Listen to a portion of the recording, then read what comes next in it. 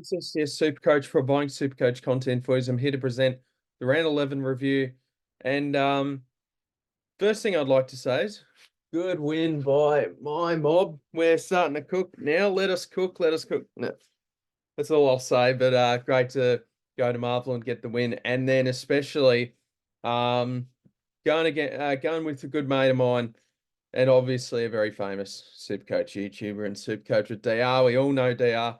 Went to the game. I'll tell you what, all game, DR was a subscriber magnet. I reckon I saw him about someone said g'day about 12 times. It was so good to watch. So no, I love with DR. Great company. I was with Brett and Tyler as well. So good mates with DR. So that was a ripper day. That was a fantastic day. Poor Brent captained Zorko.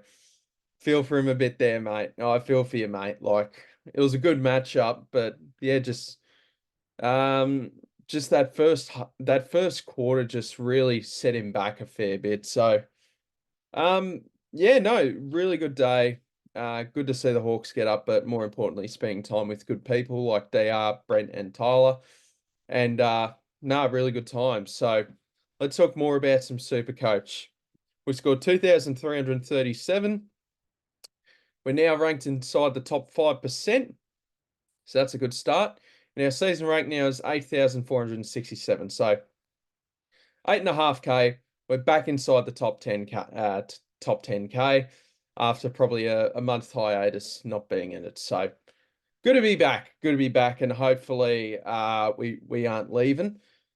But with the news of Joe Richards being out of the side, being ruled out for 5+ weeks, I had a plan. I had a golden plan, and that's really just thrown an absolute spanner in the works. And I'll get to Joe Richards in a sec. That has really pissed me off. There was a couple of other things that pissed me off, but we had a good week. We had a good week, so I'm not going to complain about my side. I'll complain about a couple of things, but no, I mean this is probably our best round rank in a fair while, probably back into the early point of the season when we were in early April, that sort of thing. But now we're just slowly starting to get it back up there. And as I say every season, the aim every year is to make the top 1%.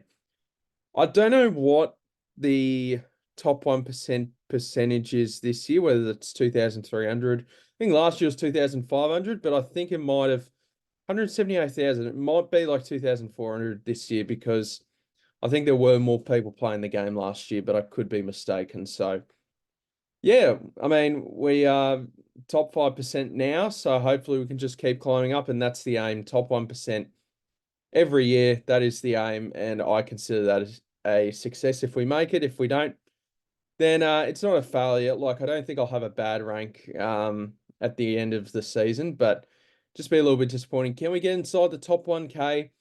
I'm feeling no. I think I've made too many mistakes and been a bit unlucky. We'll talk about a bit of unluckiness in a sec. So let's have a look at the side. So as you can see, I vice-captained Luke Ryan. This is the first bit of unluckiness. I vice-captained Luke Ryan, which I'm perfectly fine with. Before the Sunday games, there actually weren't too many players that went off, and I think Ryan was like the 8th best scorer heading into the Sunday games. So I was pretty chuffed about that, but my backup was Max Gorn. But vice captain Sarong. I mean, there was another. We'll get to Gorn in a sec, but yeah, it would have been Gorn captain if Ryan wasn't a captainable score. But Ryan went 132. Just really like that matchup against Collingwood. They do leak a few points, and isn't there a bit of an injury bug down at the Pies at the minute? So hopefully that means good things for Lockie Sullivan at least. Nick Dacos, 130. He's back to his absolute best. He is killing it. I reckon he's going to end up being the best defender this year. I think he'll surpass Luke Ryan, to be honest. I mean, I think he's just starting to click into gear now. Harry Sheasel, 119, looking better in the midfield, so we'll take that. Over the past couple of weeks, he's looked a lot better. He's now got the buy to refresh. Same as Zach Fisher. And I didn't talk about trades. Silly me. So I brought in Zach Fisher, brought in Joe Richards. I'll get to Joe Richards. Don't you worry, fellas. and we took out Darcy Jones and Blake Howes. It was originally going to be Will Graham, but I got rid of Howes because the only reason I was going to keep Howes is because he was a warm body.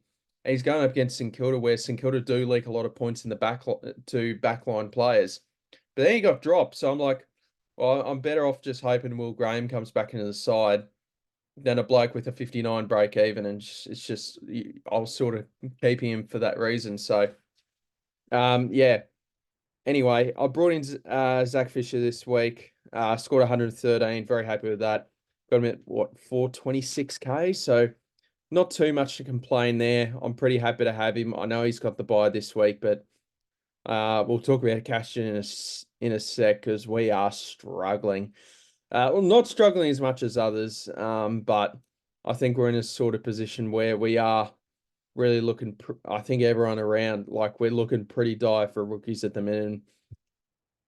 That's either going to mean we're going to have to pay up for rookies that have gone up in price, or go early on rookies, or I'll use a couple of examples, like pay up for some rookies like a Joel Friger, go a bit early on a rookie, maybe like a Will Dawson this week, or a bloke making his debut first, or playing his second game, that sort of thing. So yeah, it's not looking too good at the minute. There's not much on the horizon, but maybe a couple of these Collingwood boys, with all the injuries, like Ed Allen and Will Parker, keep playing, and maybe they could pop up as a downgrade option next week. But we do have Will Dawson keep in mind, but not sure about that job security. But anyway, happy with Zach Fisher.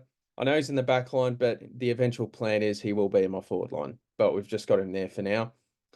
Hayden Young, 105, first back-to-back ton since I think round 3 and 4 or something, round 3 and 4, something like that. So he's been better over the past couple of weeks. I didn't actually, just bear with me for a sec here. What was his time on ground? Because I actually don't remember checking. Um, what was it? 71. That's still crap. That's still rubbish. Imagine if he didn't have that hamstring tightness or awareness that the week I got him in, and he's doing like 80% tog like he used to. He'd be flying. And look, if it wasn't for that hamstring awareness and his tog was back up to 80+%, I think he is a top 6 defender. So I don't regret that. But once again, I think it's sort of been a little bit of the theme. I've made some bad decisions, don't get me wrong, but I've been along with some other along with some of you other coaches as well. Don't get me wrong, I'm not the only unlucky one here. Do feel like I've been stitched up a bit, but Hayden Young, you just keep. If you can average, what do I want you to average? Just don't turn to crap. Just average. Can you just give me 100? 100 average. I don't care if you score just 98, 102, 98, 102, 97, 103. I don't care. Just if you could just be around the mark of like top 8, I'll take it, mate. Especially when I got you at a pretty nice price. Although what was the week I got him in? Heading into the Eagles game. Yeah, this is where this crap happened. Yeah, I got him in. So you look at that form, and you're back in the preseason research, and you're thinking, beautiful matchup coming up. I mean, you got the Tigers in there, yeah, but yeah, I would have brought him in if I knew he was going to have some hamstring awareness. But I don't know why I keep complaining about Hayden Young. I mean, he's gone 2 tons in a row. I don't know. I'll just stop because he doesn't deserve this type of backlash after the past couple of weeks of him going a ton. Sam Closey, 71. I mean, I think I'm just going to have to keep him for now. Just because we're not really in the position to be trading blokes like Closey out and stuff like that. There's a few other bigger fish to fry, so that's a bit unfortunate. He might drop a little bit of cash or whatever. There are games where he can go a ton. We've seen it a few times. Like, literally look at him. I reckon he scored like 3 or 4 tons this season. 3 tons. Who they got? Could go well against the Saints. I think we're just going to flick Closey at his bye and just hope he doesn't drop too much. Graham had a really strong performance in the VFL, so I'm I'm really sort of hoping after the Richards bullshit this week, we deserve Graham to come back. We deserve it. So hopefully the Supercoach gods are kind. Paul's dead on my bench. Can't do anything about that. Not going to trade him out. Not enough money in him, especially with the 15 trades and 5 upgrades situation for us. Caleb Sarong, 91. A little bit disappointing. I think I saw an article today about Sarong in the last few minutes of the game. Every stoppage, he would just throw up his guts. So he was just really tired. I mean, Collingwood do play a fast-paced game, physical game, and Sarong was, yeah, certainly shown that. So 91 for him. Zach Butters, 113. I'll tell you what, I know I said during the week, fellas, it's one of those weekends where I just feel like laying back, watching the footy all weekend, save a bit of money, which I did. But I'll tell you what, that Friday night, that Saturday night, I reckon I fell asleep at about, I reckon this Saturday night, I literally fell asleep at 8:30, 9 o'clock. I was just knackered. I reckon I had like a 12-hour sleep, got up at about 7:30.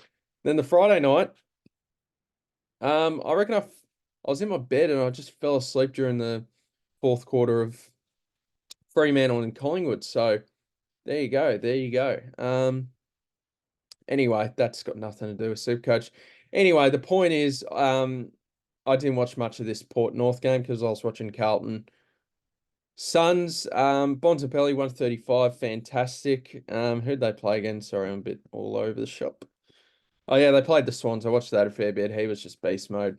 We love to see it. Nearly dragged his mob over the line there. Dogs made a late charge, but not quite. Jordan Dawson, once again, because I was at Hawthorn Brisbane, I didn't see a second of this game. I saw Jordan Dawson at 68 at quarter time, thinking, here we go. What's going on here? 68. And I'll talk about Gawn a little bit here, where there was a chance he could have been a laid out due to some he was doing a fitness test on his calf. I saw during the Hawthorn Brisbane game at quarter time, thinking, oh, gee. As you can see with my side, I know a lot of people have Max Gawn. Like, let's talk about it. What's his ownership? 55% of teams. If he was a laid out and people really couldn't do much of anything, I had Jordan Sweet right here with the emergency on him. The advantage I would have got this week if Gawn was out. Obviously, we're fine. He's all good, but I'll just tell you, just the greedy side of me went, if Gawn could be out, oh, I mean, just a 1 weeker, just be out. I would have gotten a massive advantage there, but no, Gawn was all good and he went nuts. We'll get to him in a sec. Dawson, massive, 158. Oh yeah, well, basically my point is I might have taken the captain off Gawn if I had a feeling he was going to be like, I was worried he's going to, if I had him captain, I would have been worried that he was going to get injured during the game.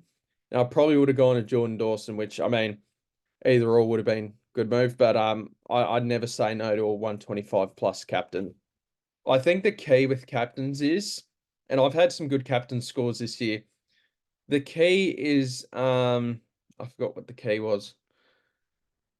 Oh, I forgot. Don't worry about it. But just like, oh yeah. So basically the whole thing is you really got to try and just be consistent with your captains. You can't afford a bad week with your captaincy, otherwise it sets you back so much. And if there is a 125 plus score on the table, I take it. You just need a good, consistent every week, 120 plus captains, that sort of thing. I think that's important. Sam Walsh, 114, looked very good against the Suns, and they're a difficult midfield matchup to score on. So good to see him actually score 114. I'm actually very happy with that. What's going on with Tom Green? Yeah, as I said, like I know as I've said, I've been pretty unlucky, but this was an all-time mare for me. Paying 650 after his buy for Tom Green. Not even an upgrade season. I was just too nervous about not having him. That's just turned out to be a mare. I'll show you. No, no, no, no, no, no. Get that. Who's my captain? Livingston. No, no. Green ain't touching the captaincy anytime soon, mate. Let's have a look. I'll tell you when I got him in, and this is fun. Right here. 653K I paid to get Tom Green. I'm going to do the mathematics after the video, but as you can see, I've had him for 1, 2, 3, 4, 5, 6, 7, 8. 3 tons. 3 tons in 8 weeks for a bloke I've paid 653,204. That's just a season killer in itself, and that is a lesson learned for next year to not look at ownership on players when buying them and just being too nervous about going against the grain. There's a reason why you try to avoid paying up for these type of blokes, and it just bites you on the ass. So just don't do it. The only exception really is like it's perfectly fine to start a bloke at 640K, that sort of thing. But yeah, not even upgrade season. I pay 653 for the bloke. That just hurts. And now he's at 490. What's his break even? 112. I still think he's a good get after his buy. Darcy Wilson 81. Very happy with that. Once again, I think I'm just going to keep a hold of him till the Saints buy, which I believe's in round 14. No, round 15. All right. Well, I mean, I think my current position, I'm just going to try to hold on to Wilson as long as I can. If he goes down to like 400, 390K, that's all right. I just need his safe scoring every week of just getting 70 plus, that sort of thing. Hugo Garcia really should be getting a game for the Saints. That really frustrates me. I don't really get what they're achieving by playing guys like Seb Ross. You may as well just learn to see if this kid's any good, which I reckon he is. Like, I feel like he's a Ross line kind of player. Just really going to have to hope that he can get a game pretty soon. Lockie Sullivan. So I looped Richards and Sullivan just in case they scored well. And yeah, worked out very well there. We'll get to Dempsey in a sec. Don't you worry. I can't believe I haven't even brought that up. And the flank, I'll talk about the forward line in a sec. It's a mess. But Sullivan 88, very happy with that. Good to get a little bit of reward with the Sullivan over Breville pick, but both are perfectly fine. So don't feel like you made the right or wrong call either way. I think they're both just going very nicely. And I think both, I mean, if with these Collingwood injuries, surely he just keeps getting a game. Like, he isn't doing too much wrong besides when passing the bloke, the ball to his teammate and giving away a free kick. Madness. But 88 just, yeah, we'll take that, mate. We'll take that. I'm gonna need you to get a few games here up until you buy, mate. Jake Rogers, 15 and sub. I think he's dead, so he'll just be sitting on my bench for the rest of the year, would be my guess. I just don't see a world how he becomes relevant again. And I'm not even sure if he stays in the side, so I think it's just dead. Kane McAuliffe, as I said, I barely watched Dreamtime at the G because I was just that knackered, but good to wake up during the night and just seeing Kane McAuliffe on 75, and fantastic, mate. And yeah, for a bloke that was looking pretty dead, he is making some nice cash. Like, how much has he made? I brought him in for 117. I brought him in during his buy and then he got dropped. But now with Richmond's injuries, he's getting a bit more of a run. He's made 80K. Yeah, it's looking good. I'm very happy with McAuliffe because I was in dire need of this bloke to make some money, especially after Richards. Max scoring 180, as I said, fantastic. I didn't see the Melbourne Saints game, but this is good. This is amazing. This will be one of the highest scores of the year. So full credit to anyone that kept the captaincy on Gorn, because you would have been rewarded massively. Tim English is frustrating. Traded LDU out for Tim English, and of course LDU is averaging like 20 more points than him ever since I traded him out. So that's fun. Just one of those years for me. Jordan Sweet 74. Please get one more game before you buy. That would be just fantastic. Jordan Sweet, please get just one more game. One more game. Your buy's in round 13. Just one more game this week. Hopefully they manage Soldo again. And I mean, it's a 5-day break. So, and Soldo, I don't know when Port played in the Sandful. I'm just hoping that's Sweet. They're just going to back Sweet in for another week, and because Pitternet's out and DeConning's pretty easy to score on against, and DeConning's pretty easy to score on as a ruckman, as an opposition ruckman. So hopefully Sweet can get one more game. They look at the 5-day break and just rest Soldo until the bye, or just play him in the sandful for another week. Heaney, 94, not his usual ton self, but still perfectly fine. Zorko looked awful against us, fair to say. He's the only bloke I had in the side in that Hawks game.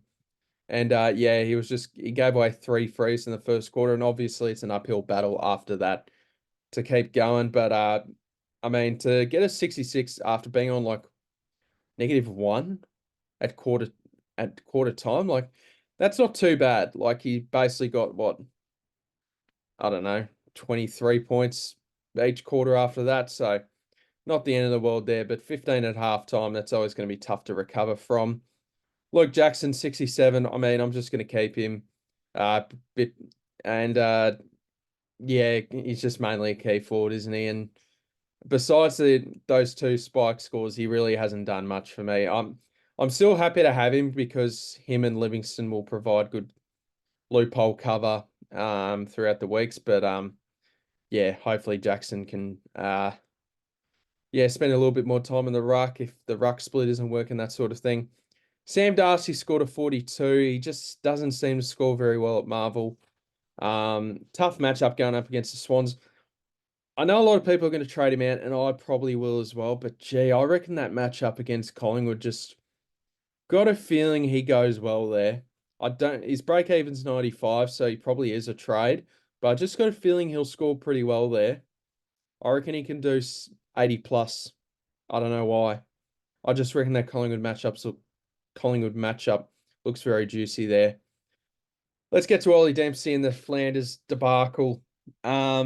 Oh yeah, I looped Richards using Livingston, and I wasn't going to field Dempsey, but with Flanders out, I had to field Dempsey. So I got Richards' score on field, so that was good. Here's the problem though, Ollie Dempsey. Oh mate, he was on negative. He was on 1 at half time. He was at 11 at 3/4 time and finished on 28. He actually originally finished on 33, then got scaled down. So frustrating, mate. And then the worst part is, of course, when I just want to rage trade him out, and I was talking about him being cover, that sort of thing, I can't cop a 28. He's got Richmond this week, and it's like, oh, now I got to keep the prick. I got to keep him for just one more. Well, I mean, his break even 76, which is definitely attainable, especially against Richmond. So I think I'm actually just going to hold Dempsey this week, and it pisses me off. I think what makes it hard for Dempsey is they keep going on the other side of the wing, and he just can't. He's on the other side of the ground, so he can't really get involved, and he's just on um the side of the wing that just isn't used as much. So it's hard for him to get a disposal. And when he did get the ball, he pissed me off big time. Burnt blokes, kicked it long inside 50, and just kicked it to Lecalier or one of these giants, tall backmen. It just really annoyed me. So he was my replacement for Flanders, and that really frustrating. Flanders should be back this week though. He just missed due to illness. And then Richard's ton. How do I say this without being salty as it comes? With this Richards pick. I'm just so frustrating. Fryer owners have been absolutely pecked on the Johnson right here. They've been pecked. So lucky, so lucky. If I had the opportunity to make that decision again, would I do it? Yes, I would. This is just unlucky. Very unlucky situation to be in. I'm making that decision every week. In my opinion, and I still stand by this. Sorry for our owners. I mean, you don't care now. I mean, he's out for 5 weeks. I still believe that Richards was the better pick. But yeah, no. Now it's Fraser, but that's due to luck. So yeah, I'm sorry, I'm salty about that. I was fuming for about 10 minutes with that.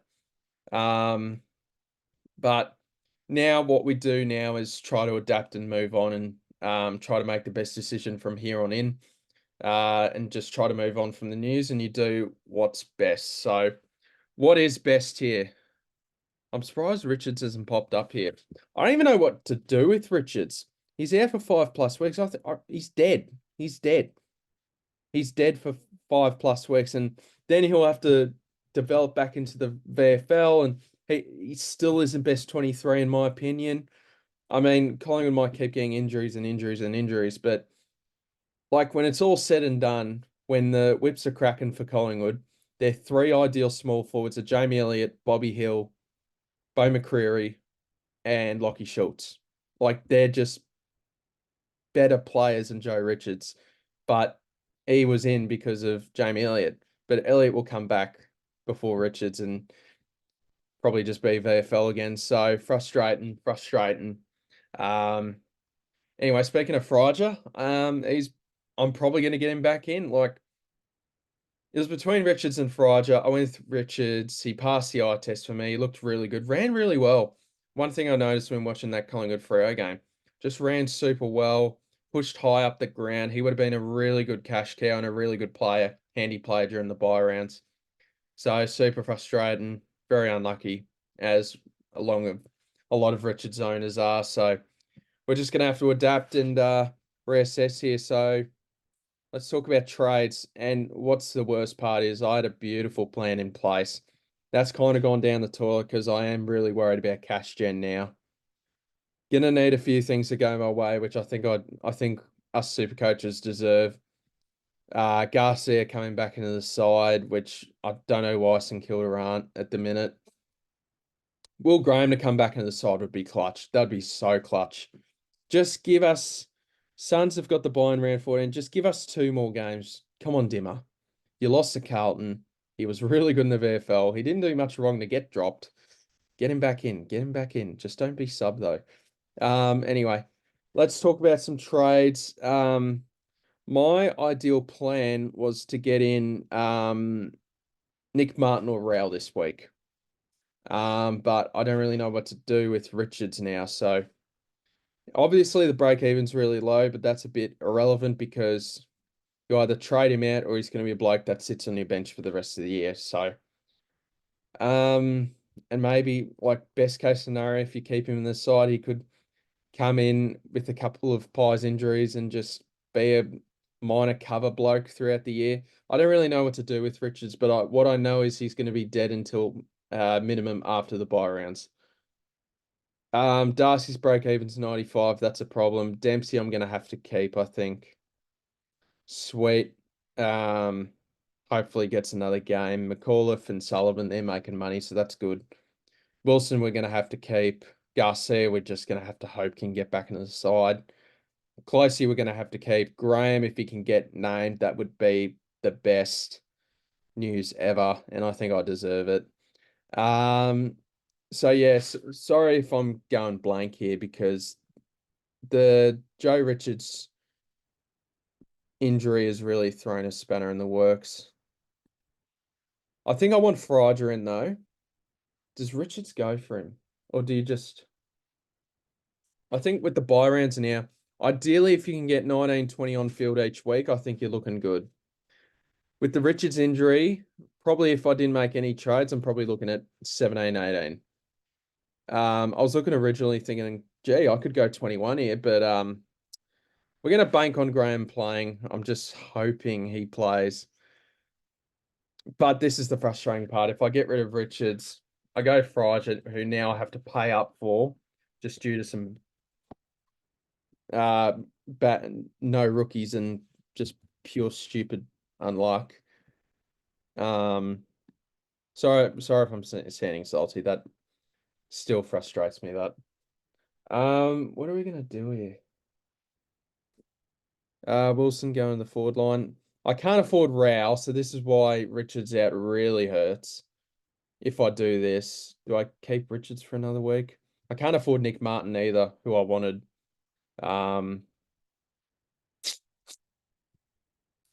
I haven't given trades too much thought right after the Richards news. How long are we going for? We're going for a fair while. I better speed this up. Richards, no. So the original trade plan. What was the original trade plan? I think it was Darcy. I think it was Graham as well, but just gonna have to hope Graham plays.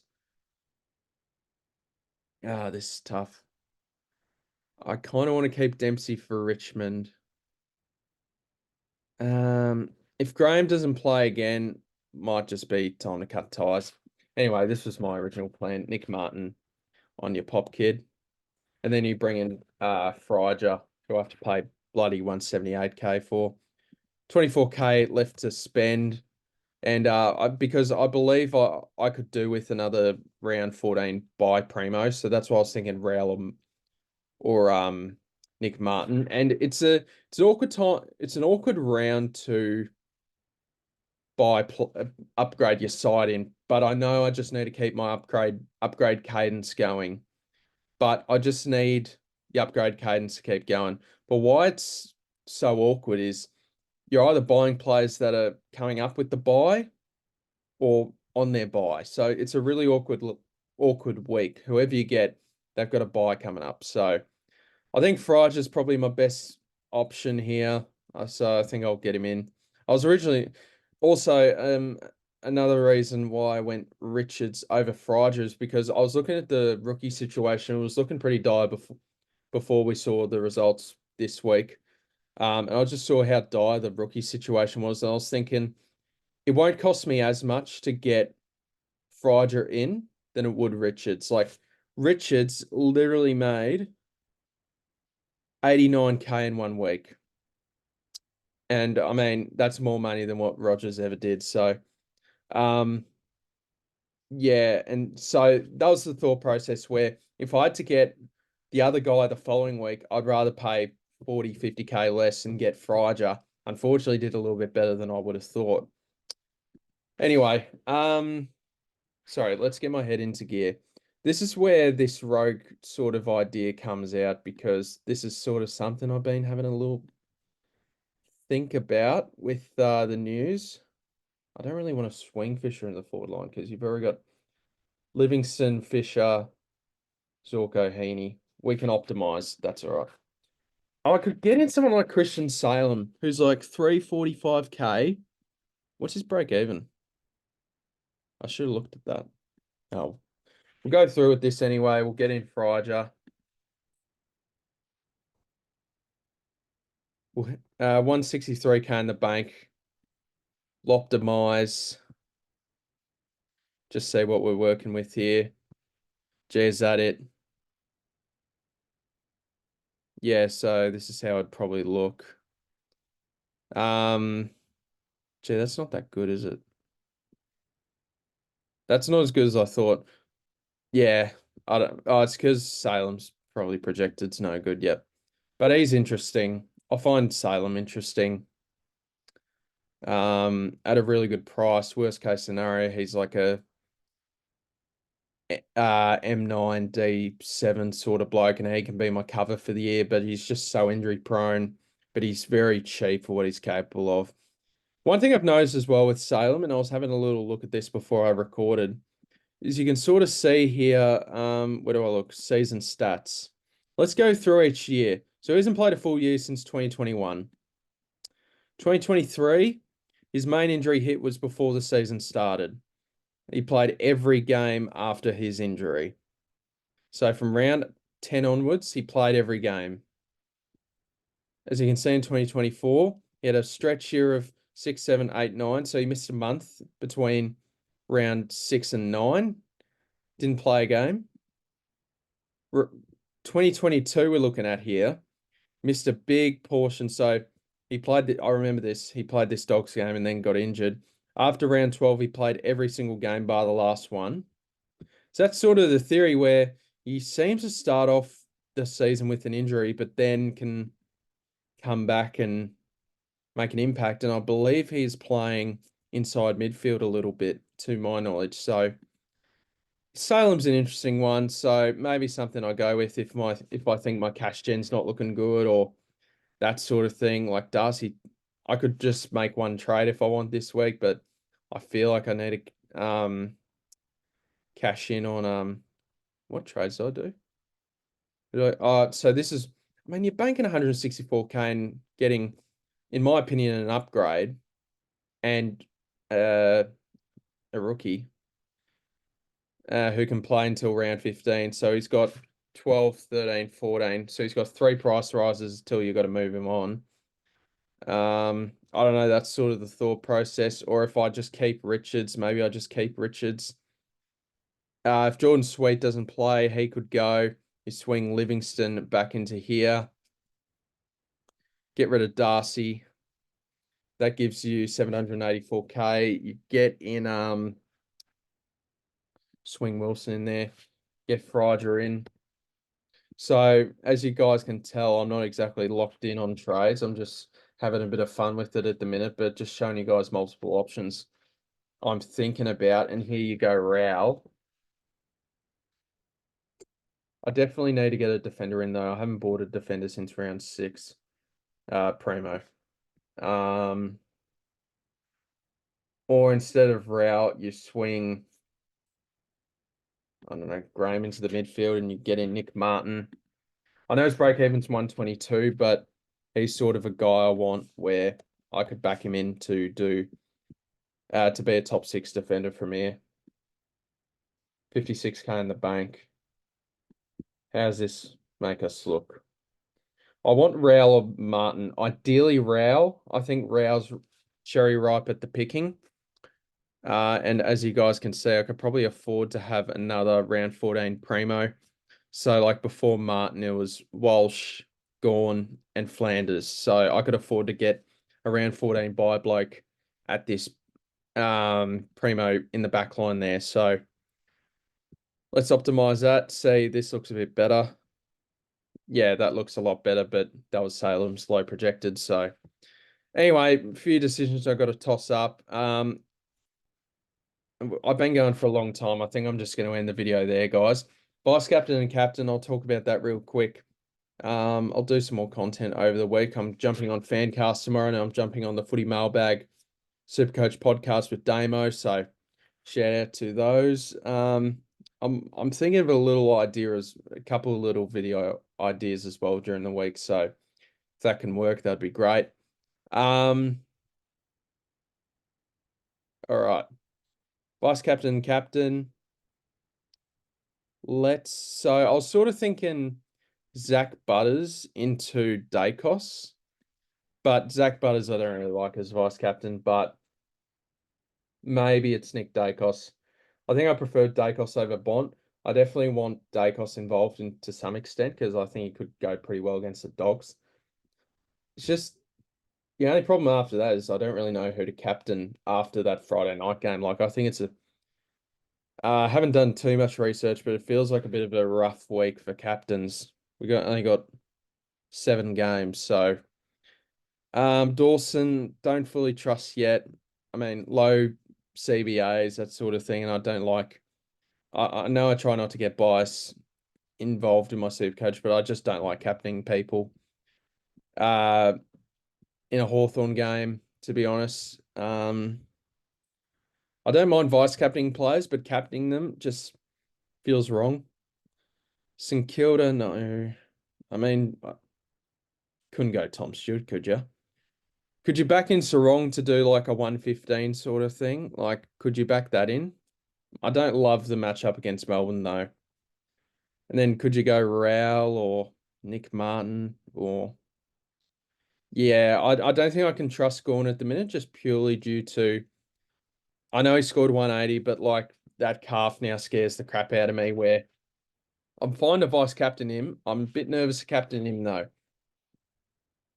So yeah, we'll be missing Sheasel, Zorko, Green, Heaney, and Fisher during the bye rounds, and then you got dead blokes like Rogers, Hoare, and Livingston in there as well. If I can get 19, 20 on field each week during the bye rounds, I think they'll be essential for me trying to go up in the ranks and hopefully finish top 1%. So, oh, I forgot about Richards here. They haven't updated that. So, thank you guys so much for watching, and I'll see you guys in the next video. I hope you guys are doing really well, and I hope your SuperCoach side is going good. I'll see you guys in the next video. Apologies for the long one. Cheers, mate.